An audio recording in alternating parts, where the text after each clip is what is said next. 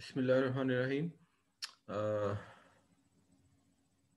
Now, as far as our subject is concerned, the subject name is entrepreneurship and the leadership. So today we will discuss about the case studies of the successful entrepreneurs all over the world. तो हम कुछ हस्तियों के नाम as entrepreneur discuss करेंगे जो बड़े अच्छे एंटरप्रेन्योर साबित हुए हैं. That is called case study of successful of entrepreneurs. What is the small business management? जो लोग छोटे तबके के लोग हैं और छोटे छोटे बिजनेस को मैनेज करते हैं वो क्या होता है? The small business are owned by dynamic entrepreneurs. Many jobs are created by the small firms. Due to innovation, they provide choice and variety, ease of switching production line.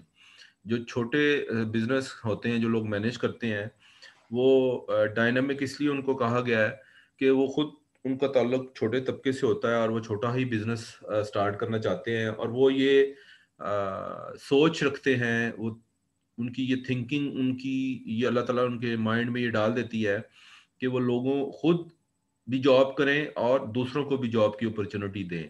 तो ये small business के जो लोग हैं वो ही ये लोग सोच सकते हैं.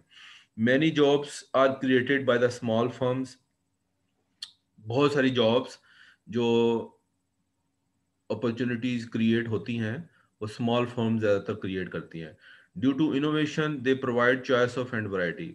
इनोवेशन की वजह से ये स्मॉल बिजनेस वाले जो लोग हैं वो आपको बहुत चॉइसेस और वैरायटी प्रोवाइड करते हैं कि आप कोई सी भी चीज़ और चॉइस और वैरायटी लेके चॉइस करके आप बिजनेस स्टार्ट कर सकते हैं. सपोज इफ एनीबॉडी थिंक कि मैं कोई प्लास्टिक के खिलौने बनाना चाहता हूँ. अब प्लास्टिक के खिलौनों में लाखों वैरायटीज हैं. मतलब बच्चों के खिलौने इतने हैं. वैसे प्लास्टिक के बर्तन भी हैं. मोल्डिंग का बिजनेस उसको कहते हैं. एक मोल्डिंग की मशीन लगा लो और उससे आप variety of toys, variety of plastic material, variety of plastic देखे ना. इंजेक्शन भी प्लास्टिक का है और प्लास्टिक की बोतलों में अब मेडिसिन आना शुरू हो गई है. प्लास्टिक के खिलौने भी हैं. रबड़, उस प्लास्टिक मोल्डिंग की मशीन की से आप रबड़ की भी मोल्ड बना के और कोई चीज बना सकते हैं. तो there are lot of choices are available. You can choose at any business you want to run in future. Ease of switching production line. आप कोई एक प्रोडक्शन लाइन चला रहे हैं उसको स्विच करके दूसरी स्विच कर सकते हैं. मशीन वही रहेगी. ठीक है जी, मशीन वही रहती है. और ये नहीं है कि अब वाटा या सर्विस वाले या जो भी कोई प्लास्टिक की या रबड़ की चीजें बना रहे हैं वो आप एक दफा मशीन को बना के और उसकी जो रबड़ की जो वैरायटी है या प्लास्टिक की जो वैरायटी है उसको चेंज करके और दोबारा नई इंडस्ट्री लगा लेते हैं. ऐसा नहीं होता. उसमें सिर्फ अपना प्रोडक्शन लाइन को सिर्फ स्विच किया जाता है. मशीनें, बंदे और हर वैरायटी वही होती है. तो स्मॉल बिजनेस में ये चांसेस होते हैं कि आप कोई सी भी वैरायटी और जो चॉइसेस हैं कोई भी एक चूज कर सकते हैं और उस पर काम कर सकते हैं. और जब वो काम मार्केट में अगर ज़्यादा उसकी यू सी के जी परचेज और सेल एंड परचेज कोई बिजनेस इतना अच्छा रिस्पांस नहीं कर रहा तो आप प्रोडक्शन लाइन को जस्ट चेंज करके बाकी मशीनरी वही रहती है. इसमें कोई इतना ज़्यादा खर्चा नहीं आता. तो ये सारे इसकी सारी स्मॉल बिजनेस में ये अपॉर्चुनिटीज अवेलेबल होती हैं. अब इन तमाम हम असल में केस स्टडी कर रहे हैं एक एंटरप्रेन्योर की तरफ जाने के लिए कि हमारे हिसाब से कि एक अच्छा एंटरप्रेन्योर और एक अच्छा बिजनेसमैन कौन है. तो अब अच्छा बिजनेसमैन, अच्छा एंटरप्रेन्योर को फाइंड आउट करने के लिए आप लोगों को एक थोड़ा सा गो थ्रू होना पड़ेगा कि सोसाइटी क्या चाहती है, ये छोटे बिजनेस वाले क्या होते हैं, बड़े बिजनेस वाले क्या होते हैं. हमारे लोग एक दूसरे को जब देखते हैं कि ये अच्छा बिजनेसमैन है और कौन सा बिजनेस कर रहा है, ये थोड़ा सा स्टडी करना पड़ेगा. देन वी विल डिसाइड कि जी who is the successful entrepreneur. अच्छा, अब सोसाइटी ये कहती है कि production of goods and services which people wish to buy. Society कहती है कि लोग वो प्रोडक्शन करें जो मैं और आप विश करें कि हमें ये मार्केट में चीजें मिल जाएं. मुझे अगर कोई चीज अच्छी चाहिए, मोबाइल का अच्छा कवर चाहिए तो जो सिलिकॉन का होता है हर बच्चा यहाँ पर जानता है कि जी जो उसकी सेफ्टी और प्रोडक्शन के लिए मोबाइल कवर और सेफ्टी के लिए वो हम यूज करते हैं। तो उस लोगों ने फिर वो प्रोडक्शन और जो जो जो मोबाइल कवर है उसकी प्रोडक्शन शुरू कर दी। मोबाइल वाली मार्केट में चले जाओ तो आपको एक दुकान में हर मोबाइल का कवर, उसको कोई नाम लो तो वो कवर अवेलेबल होता है।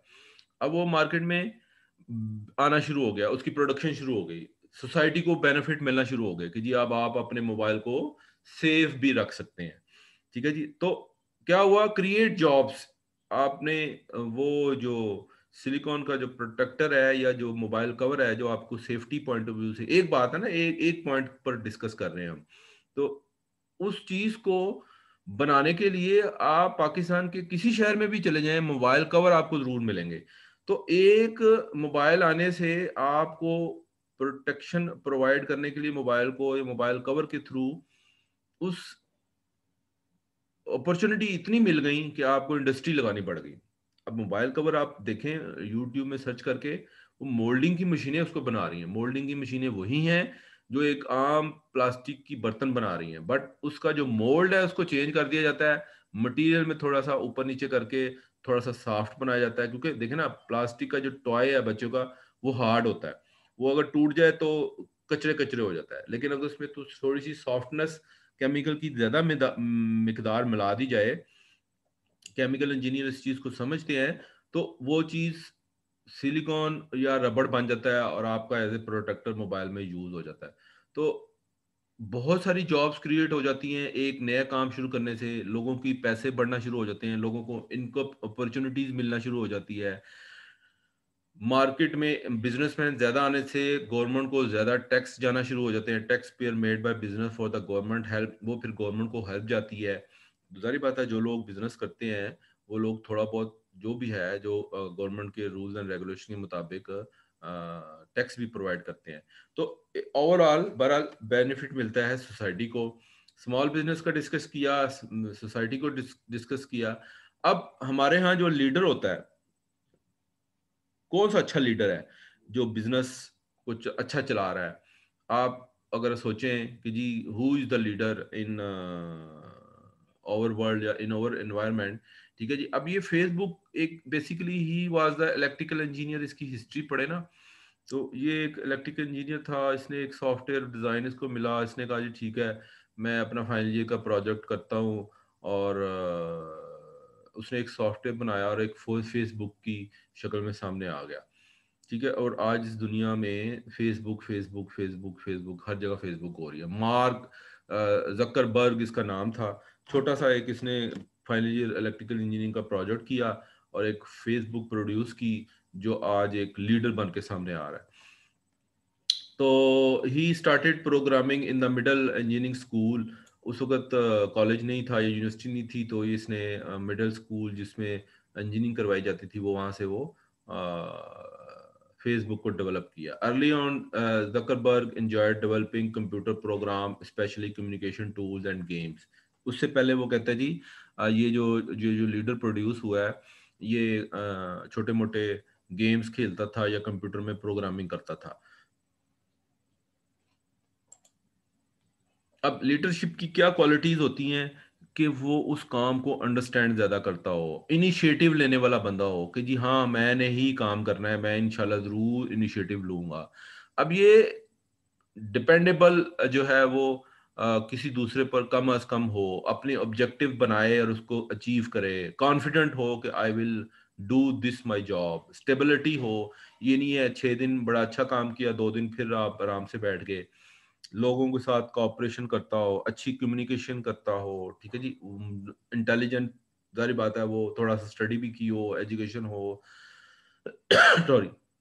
तो leaders qualities everybody should have, तब वो जाके अपना प्रोड्यूस करेगा कुछ ना कुछ, एक अच्छा एंटरप्रेन्योर बन सकता है। अगर वो अच्छा लीडर है तो एक अच्छा एंटरप्रेन्योर भी बन सकता है। इन फरवरी 2004 mark Zuckerberg created a social network website called the Facebook. 2004 में फेसबुक ये एक बनी और सोशल नेटवर्क उसने बनाया, और जिसको बाद में द फेसबुक का नाम दिया गया।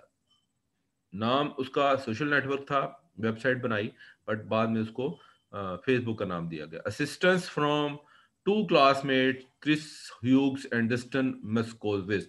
अब ये 2 असिस्टेंट क्लासमेट्स थे जिन्होंने ये काम शुरू किया था. All 3 students including Zuckerberg were from Harvard University से ताल्लुक था. It became Facebook.com और 2005 अगस्त में ये .com वेबसाइट बन गई. After the address was purchased for $2 lakh और जो एड्रेस उसके लिए परचेज किया गया facebook.com 2005 अगस्त में, दैट वाज $2 लाख का था. तो अब आप खुद सोच लें कि लोग कैसे अच्छे अच्छे एंटरप्रेन्योर, एक अच्छे लीडरशिप और एक अच्छे एजुकेटर और एक अच्छे इंजीनियर से प्रोड्यूस हो सकते हैं. ये पाकिस्तानी एक डॉक्टर अब्दुल हमीद साहब हैं, एंटरप्रेन्योर साइंटिस्ट हैं basically. University of management technology UMT Lahore में ये प्रोफेसर अब रिटायर्ड हो चुके हुए हैं.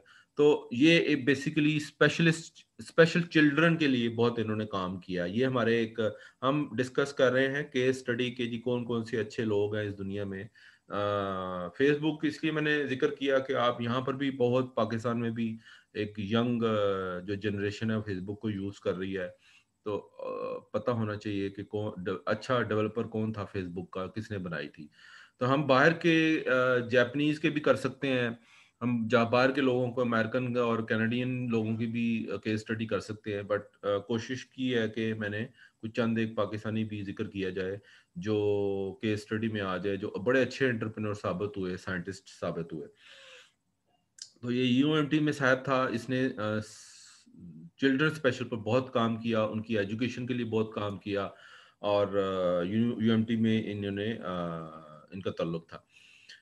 पाकिस्तानी थे, पाकिस्तान में ही पैदा हुए और dean of school of social science and humanities के डीन थे यूनिवर्सिटी ऑफ मैनेजमेंट लाहौर में. PhD in education for Ohio state university Columbus Ohio USO से इन्होंने पीएचडी की. बड़े अच्छे एंटरप्रेन्योर थे, पाकिस्तानी बच्चों के लिए बहुत काम किया इन्होंने. रिसर्च एंड डेवलपमेंट 14 साल वो स्पेशल एजुकेशन, यानी बच्चों की जो स्पेशल एजुकेशन है उस पर उन्होंने काम किया. उनकी जितनी भी रिसर्च एंड डेवलपमेंट है एज ए एंटरप्रेन्योर साइंटिस्ट, कोई भी अच्छा काम कर लें आप, वो एंटरप्रेन्योर बन जाता है. The inclusive education is important because now Pakistan has education or Pakistan developed policy to include special children into education. और इन ही की वजह से HEC ने स्पेशल एजुकेशन लॉन्च की और उसकी पॉलिसी बनाई. और HEC जो बड़े होके मजदूर रहते हैं लेकिन उनको एजुकेशन की जरूरत होती है, तो उसमें डॉक्टर अब्दुल हमीद का बहुत हाथ था और HEC ने भी इस चीज को सराहा. ये यूनिवर्सिटी ऑफ आज़ाद जम्मू कश्मीर का डॉक्टर अब्दुल रऊफ साहब है. Capacity building and sensitization of barber and beautician of Muzaffarabad, prevention of hepatitis. Hepatitis create हो रहा था ये बाल काटने वालों के, हेयर कटिंग वालों से, कि जो चीज़ें वो सीजर वगैरह और जो ब्लेड यूज़ करते हैं, जिससे ब्लड अगर उन ब्लेड और सीजर या कैंची में जो ब्लड किसी का शेविंग के दौरान निकल आता था, और जब वो उस बैक्टीरिया उस ब्लेड या उस सीजर से या उस कैंची से टकरा जाता था और जब वो दोबारा किसी दूसरे बंदे की कटिंग में यूज होता था तो हेपेटाइटिस ट्रांसफर हो जाता था. तो उसने ये कैपेसिटी बिल्डिंग करने की कोशिश की, इतना सेंसिटाइज काम किया कि वो इतना मशहूर हो गया. उसने बताया कि जी आप लोग जब हेयर कटिंग करें और ब्लेड यूज करें तो उसको गर्म पानी में डाल के दोबारा यूज करें. तो ये हमारे डॉक्टर रऊफ, अब्दुल रऊफ साहब का भी जो जम्मू कश्मीर यूनिवर्सिटी से ताल्लुक था, बड़े अच्छे एंटरप्रेन्योर साइंटिस्ट थे. बेसिकली पाकिस्तान में ही पैदा हुए, पाकिस्तान में ही रहते थे और जो इंस्टीट्यूट जिससे ये एफिलिएट रहे काफ़ी अरसे तक, वो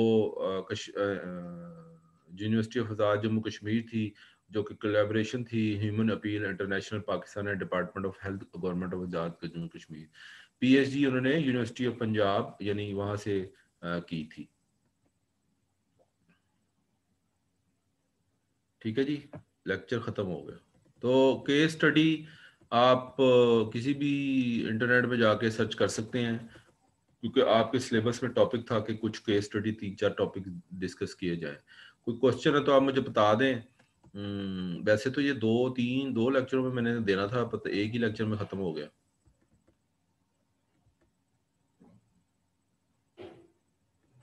जी बच्चों,